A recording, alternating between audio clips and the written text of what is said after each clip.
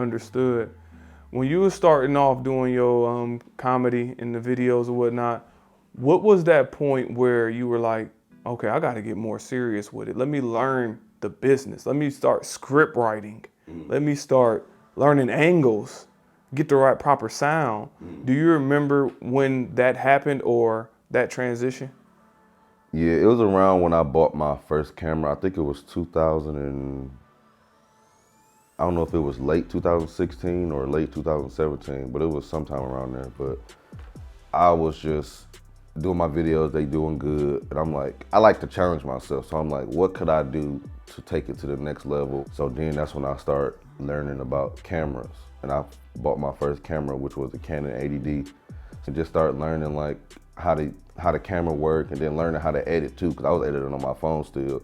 So I ended up getting a laptop, learning how to edit on there. Cinematography, editing, writing, it was just a lot, and lighting too.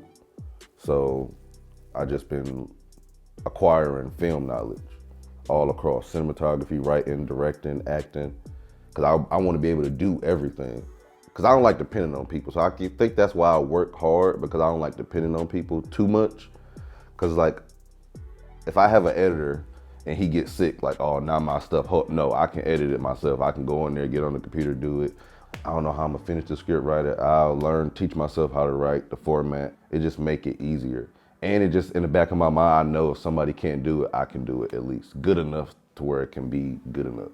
You out here removing all excuses on people's plates. Yeah, everybody, it's easy to make excuses. It's hard to take accountability.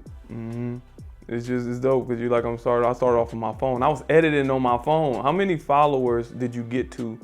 I probably was like at a few 100K before I got my camera. I just think, just use what you can until you can get what you want. Like it ain't, like I done held off projects because I wanted it to look a certain way, blah, blah, blah, but I still was doing other stuff.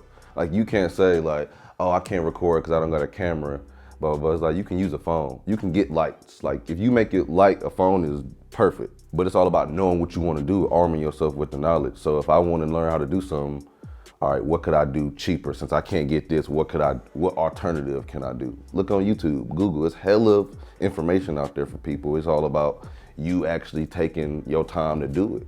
And that's what I did. I sacrificed hella time. I wasn't going out, I wasn't doing dumb shit. I sat my ass down in front of that computer and learned.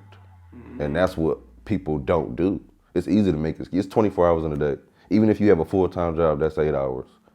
You sleep 8 hours, which most people probably don't anyway. So that's 16 hours out the day. I'll give you 2-3 hours just for traffic, or you might go to the stove. So that's still 16, 19. You got 5 more hours in a day. What are you doing with that 5 hours?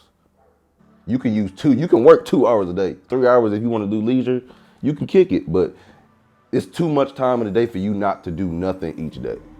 If you're not trying to progress each day, you shouldn't be complaining. And too many people wake up and make all these excuses instead of making solutions.